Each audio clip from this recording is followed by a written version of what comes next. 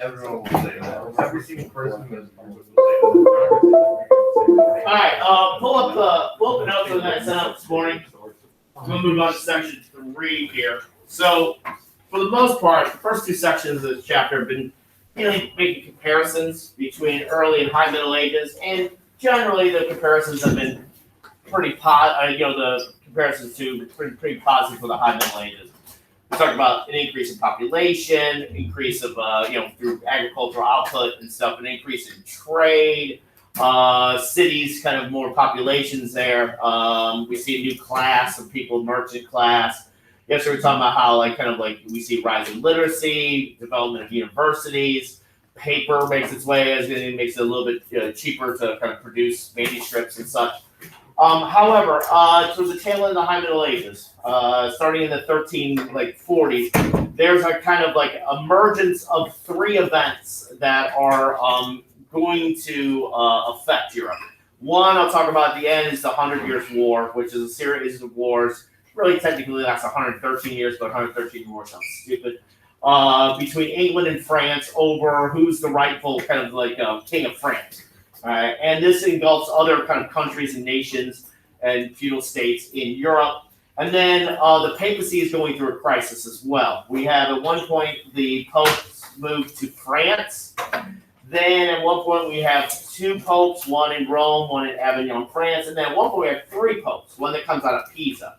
So the kind of who's the kind of rightful leader to the Catholic Church is somewhat in question.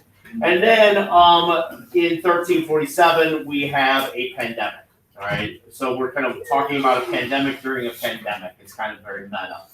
All right, and this pandemic is famously known in history as the Black Death. So the Black Death is technically this outbreak of the bubonic plague, which is a strain actually is probably the same strain that ran through Constantinople during the reign of Justinian. They called it the Plague of Justinian. May have been the same strain that took out Pericles in Athens during the Peloponnesian War in the 4th century BC. It's going to periodically kind of make its kind of appearance again in Europe up until about the 1700s. All right.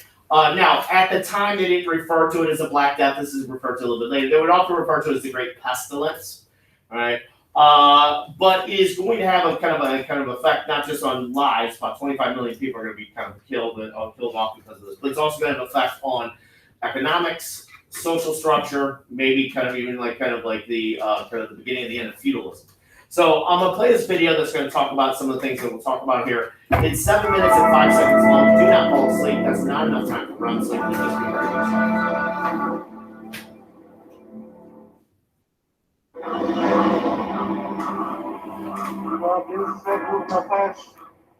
During the middle of the 14th century, plague spread across Europe, killing millions of people.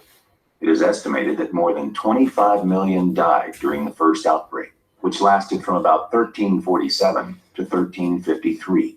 The Black Death, as it was later named, was so devastating that many thought it would destroy the world.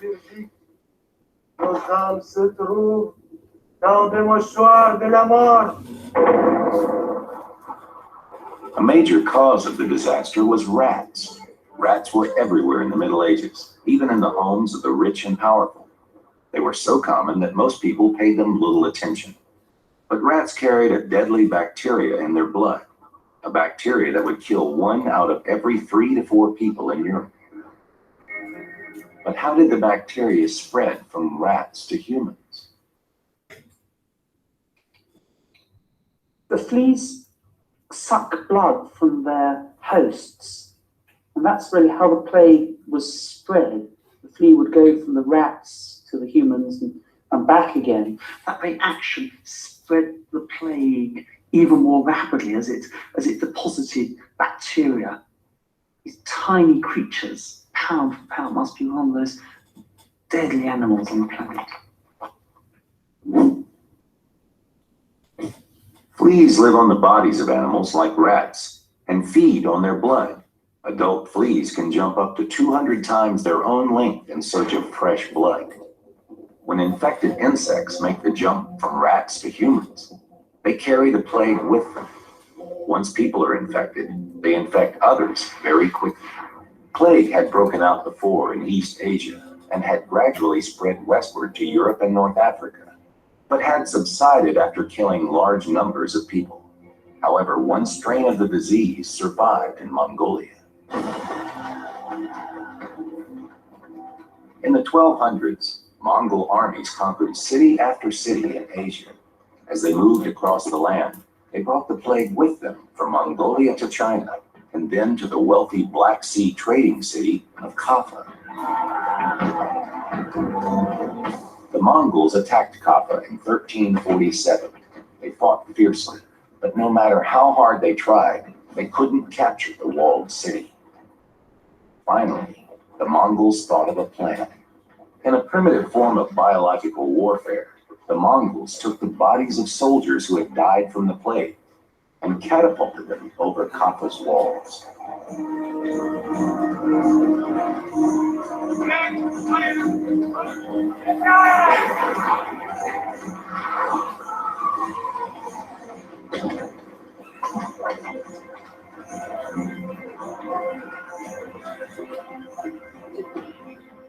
The people of Kaffa fell victim to the plague, and the Mongols took the city. But before they did, a small group of Italian sailors escaped. They fled Kaffa and sailed back to Europe under cover of night.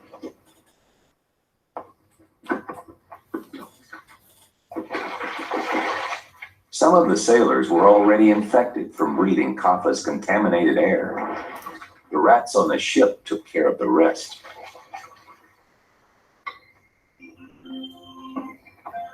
Plague-infested ships like the one from Kaffa carried the Black Death to Mediterranean ports. When the sailors reached these places, it was as if they had brought evil spirits with them. Every city was poisoned by the contagious pestilence. Men and women died suddenly. While they hugged and kissed us, they were spreading the poison.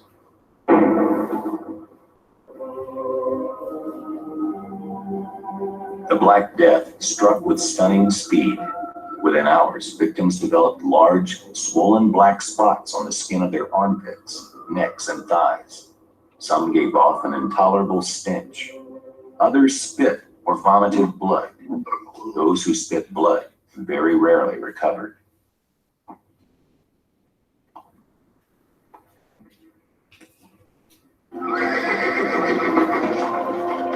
Thousands of people fled the cities for their lives. They left their homes and their loved ones and headed for what they hoped was the safety of the countryside.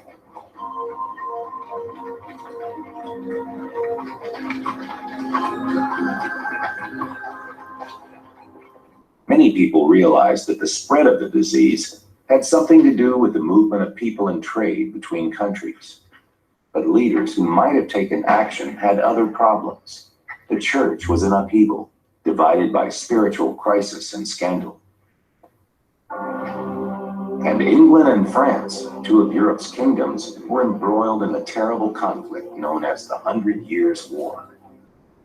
Despite war and plague, it was business as usual for European merchants. Goods and rats from the Middle East kept arriving in European ports, and traders moved across the continent selling their wares.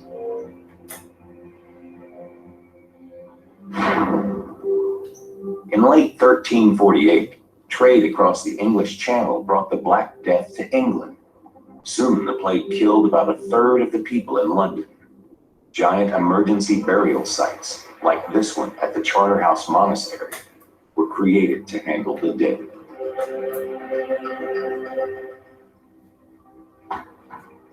Then, as quickly as it came, the plague was gone. But it would return several times until the 18th century. There's probably two reasons why the Black Death outbreak came to an end. One is that the population that survived had some form of natural immunity to the bacillus. The second is that the rats that were carrying the plague themselves died. The plague, which had ravaged Europe for 6 years, was over for a while. Gradually, Europeans rebuilt their countries and their lives, But memories of the Black Death still remained, and even today arouse fear and horror around the world. All right, so like the video says, it's believed that the origins of this strain, the bubonic plague, probably were somewhere in Asia, China, Mongolia. All right, and it made its way through the Middle East. And like I said, with the kind of after the Crusades, we see kind of Europe kind of introduced to kind of trade from that area. So it was probably kind of brought through, through Europe through traders. One theory was that kind of Venetian or Genoese traders brought it from Egypt. Then the other one that's kind of seems to be more kind of contemporary kind of idea is that the Mongols, as they were sieging the city of Kaffa, which was a city like on the Black Sea that was kind of mainly controlled by Venetians, they catapulted those bodies that had died of the plague over, and then some people left. Some people had left and went back to Italy, all right, and brought it through there. All right, so there's a little bit of similarities here. We're talking about like COVID-19, right? It has its origin somewhere in Asia and China, and that in Europe, the first country where we see kind of the devastating effects of this is in Italy. And like last year, Italy was kind of like the canary in the coal mine. All right, so initially kind of like coming through Sicily, then the rest of the kind of the Italian peninsula, it kind of was a ripple effect. All right. Now, not until at the time, people weren't sure. They had no idea how this was being brought. Some people believe that, yes, there's the kind of the movement of people and try to kind of seal that off. It's come through kind of like epidemiology that we determined that it was brought by rodents, particularly the fleas on those rodents. And like the video said, Europeans were so accustomed to just rats being part of their life, all right? Particularly in cities where we see a rise in population and people living in relatively small, confined areas. But even in the countryside, all right. So rats were just kind of part of what it was there. If you saw a rat in your house today, you would definitely call an exterminator. Back then, it was just basically kind of part and parcel for what life was, all right. And so as the map goes through, like it says, like kind of starts in Italy, then kind of makes its way north. The kind of last outbreak of that, or the last place to kind of receive that outbreak, was probably like in Sweden there. But you do find some outliers, like places like Nuremberg in Germany. Milan in Italy, where they essentially just basically quarantined the city. They closed it off. Milan did something very similar to what they did in Wuhan, where they basically forced people to stay in their homes. And then if somebody like died in a house of the Black Death, oftentimes they basically fumigated that, or they basically burnt it, basically set it on fire. Yeah, don't take your pants. And so, like I said, eventually this is going to make it all the way through Europe. All right, and unfortunately, the commerce and trade thing is kind of a part of that. Now, they refer to it as the bubonic plague because of the buboes. Those kind of like welts that kind of develop mainly around the lymph nodes, around the neck, the under armpits, groin there in that area. And so, like I said, at the time they didn't refer to it as the kind of the Black Death, they referred to it as Great Pestilence. A few years ago, I was kind of doing just looking up some teacher resources and stuff, and I came across this one website that had stuff, and one of the things that they were trying to sell was give your class the Black Death, which of course intrigued me. And so it was basically just makeup kits, so on basically kind of giving people to look like they have the bubonic plague. There really wasn't anything other to it than that. There wasn't like a social experiment that would be kind of involved in that. But I took a picture from that website. I thought that was kind of a strange kind of assignment, if you will. The bubonic plague is still around. Like this is an image of a young girl that had it in the Philippines. In America, the American Southwest, you find it sometimes. The biggest carrier of the bubonic plague are prairie dogs. All right. And so 20 years ago, when my kids were really little, I was driving to Colorado to visit a family relative.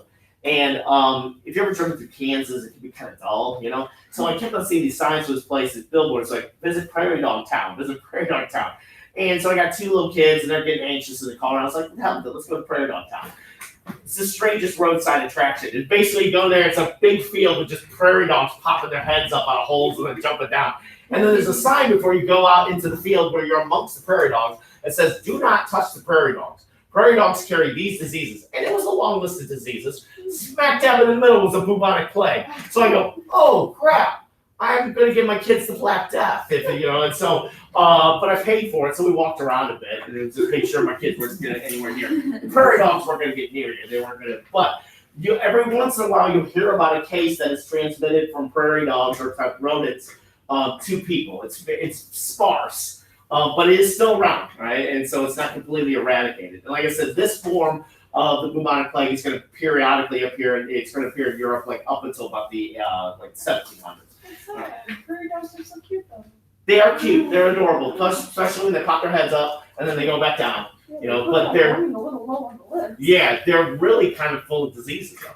Now, at the time, people weren't totally sure. So there's two kind of what they believe were main causes of this. One was their attempt to kind of explain things from medical science, but back then, medical science said that it was kind of limited at best.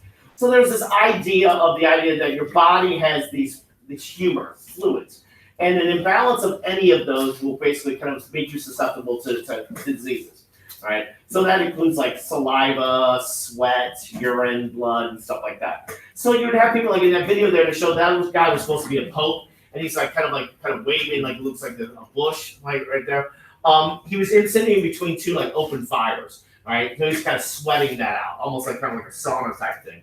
Also, too, they believe that it could be caused by bad odors, so that's why people would have like kind of like flowers and stuff like that. Like bloodletting was popular, right? This idea that maybe you had too much blood. So literally, that was a remedy for a lot of things that didn't seem to work. But they basically kind of like you cut your arm open or whatever like that, and you kind of blood would kind of like just kind of come out. Now the problem with that is that you're also with an open wound is making yourself susceptible to diseases as well. So medical science in Europe at this time was not really up to date per se. All right. So if it can't be explained by science or what limited science we have at this time, then obviously it's God is upset with us. So it's basically God's judgment of a sinful humanity. And so we find with that certain people kind of like attracted to people who just look like they're doing something, right? So there was a strange group of people called flagellants. They didn't pass gas, but the deal was that they would ritually whip themselves as penance for their sins and others' sins, all right? To people, it looked like they at least were doing something. And they became popular in Germany and France mainly. And so what they would have is like they would have these processions through various towns and stuff that would last generally 33 days, each day representing the life of Jesus. So what they gathered the following. There were people that would follow them. They had like groupies to a certain extent, all right? But the problem is their infection rates were no lower than anybody else's. All right, mainly because as they're whipping themselves, they're kind of leaving these open wounds. You know, in many cases, kind of open to infection. But like again, it's like to other people, they look like they're doing something. And again, that was like something like you had people taking those chloroquine tablets or whatever. You know, like that were used for like cleaning fish tanks and stuff like that. You know, like during COVID last year, just as the idea is like something. You know, like trying to do something about it. So you have multiple illustrations. This is from France, showing these guys just kind of whipping themselves. And then in Germany, they have a procession. Oftentimes they'd have like a crucifix with Jesus on it, or a statue of the Virgin Mary was kind of popular as well. Eventually, though, these groups are going to be disbanded by the authorities in those areas because they kind of created this kind of like sense of hysteria, and it wasn't helping the situation whatsoever. All right. And then, if you don't need to type this down, like just basically overall, the population declines by a third. We got about 25 million people dying within this period here, which is it's kind of unfathomable. Like, the 500,000 here, COVID, I don't know what worldwide is in the millions, but it's nowhere near this. In certain cities, you had literally half the population that was basically kind of decimated. All right, with the exception of places like Milan and like Nuremberg, where they're relatively low. I think Milan was like 15% like mortality rate. Larger towns declined. You had people leaving the cities, going into the countryside. There was a famous story book by a Italian writer named Giovanni Boccaccio, who wrote something called the Decameron, which was about these young people who left Florence. They basically held themselves up, quarantined themselves in a villa. And they basically would talk about kind of mortality and life and things of that nature. And so you also had kind of trade, much like with COVID-19, you had like trade almost like kind of halting in certain places as a result of that. This is an illustration from Marseille in France. So this right here, can't quite tell. This is basically a cart with dead bodies. So many people were dying that basically you would have those days where you would bring out your dead. Monty Python kind of spoofed that a little bit, but there was some truth to it, And so this type of job, the collector of the dead, was a pretty decent paying gig if you get it. However, there was a lot of turnover. Why is that, you think? Because Yeah, people would get that, you would get, and so, there was mass graves like all over Europe, to kind of accommodate all these people dying a lot, because literally, like, there was a saying where you can dine with your family in the afternoon and feast with your ancestors in the evening, meaning that you will basically, like, you're fine in the morning, you can be dead in the evening, right? So, this is an image that's become, you're probably familiar with, so you've seen it since COVID. That's supposed to be a doctor making house calls. Now that kind of beak there, that is the kind of, it's a primitive kind of gas mask. Usually what was in those beak were like kind of like flowers and herbs. So you guys ever hear the nursery rhyme Ring Around the Rosie?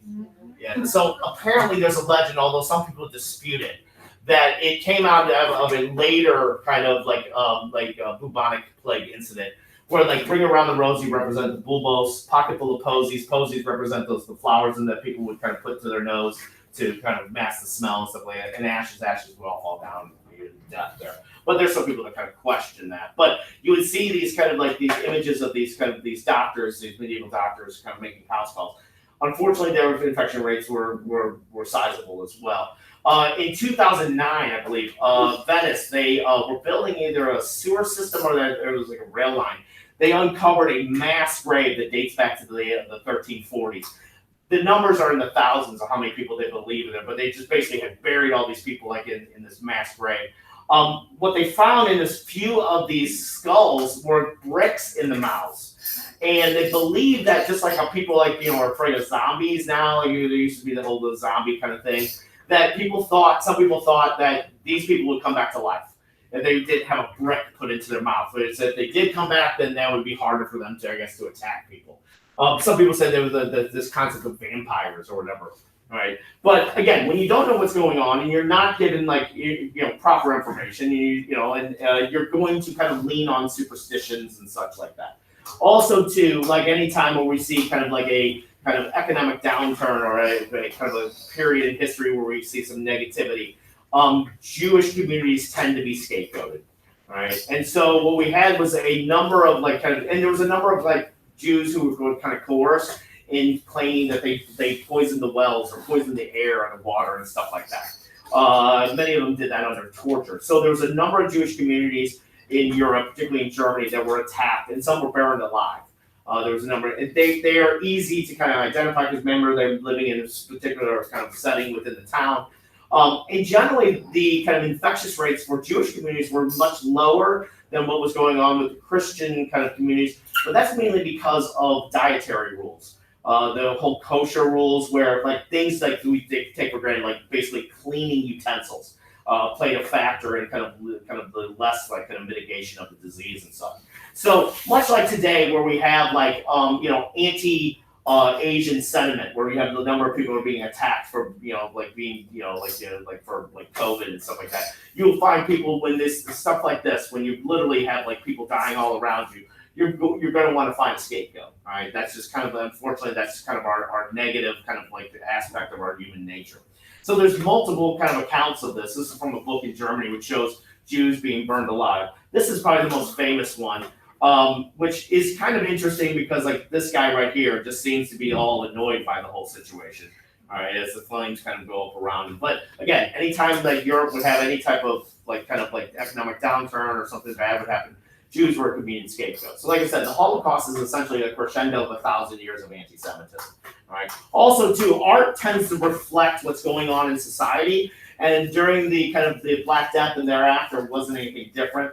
So we start to see this kind of style of art referred to as dance macabre that starts to emerge, right? And where you see a lot of skeletons, imagery of skeletons. I was in Lucerne in Switzerland, and there's this bridge that's 1,000 years old that goes over Lake Lucerne, which is kind of hard to wrap your head around it.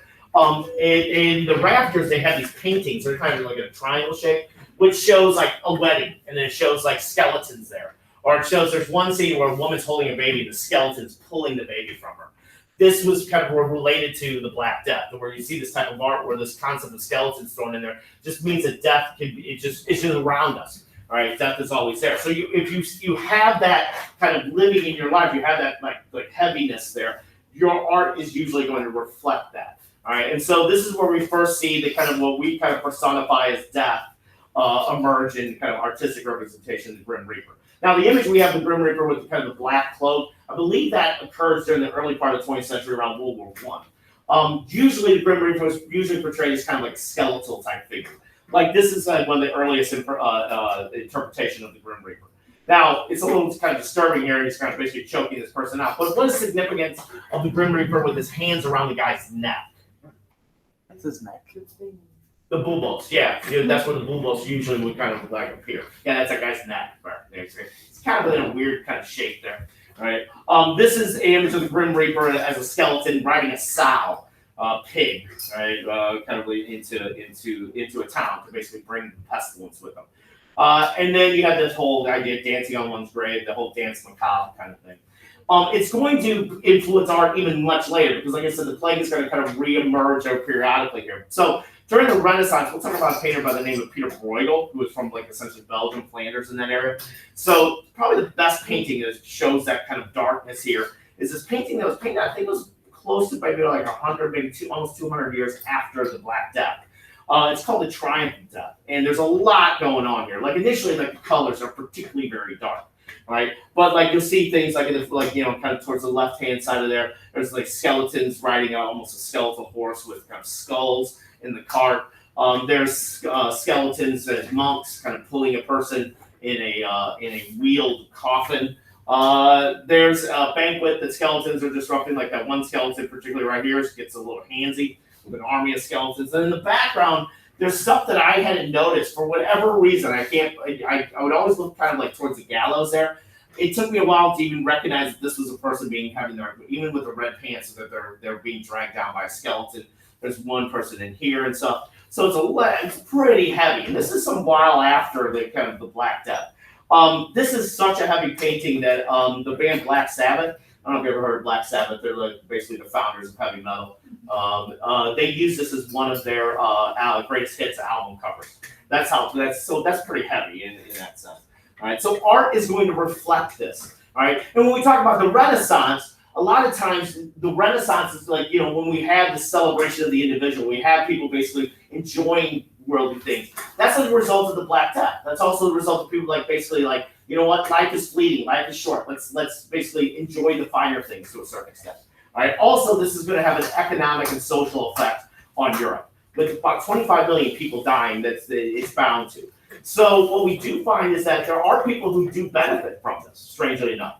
If you were lucky enough to survive, in some cases, you have found people that were inheriting wealth like land and other things that wouldn't normally have done so, that have inherited multiple family members' land or like kind of like property and stuff like that. Also, too, if you were like a skilled artisan and you survived, you could basically kind of increase your wages because there's a limited number of people who do the type of job that you do. All right. However, if you're a landlord, you're going to have problems collecting rent because if a lot of people died, number of peasants died, then you're going to have, and what ends up happening is a lot of them would double, sometimes triple their rent. Also, too, serfs started to question this whole concept of unpaid labor. All right, this idea is like I'm working just strictly for security around a manor and a castle. That a pandemic or like a disease like this is irrelevant to it. So we start to find serfs that start to basically push back on this whole concept of feudalism. So a lot of historians believe that this is the beginning and end of this whole kind of economic social structure, where you have to keep in mind that it was really the foundation of it was based on manorialism, where you basically have the serfs working that land for basically free to essentially kind of prop up these other classes. So that starts to kind of push back. We start to see a lot of class conflict that emerge.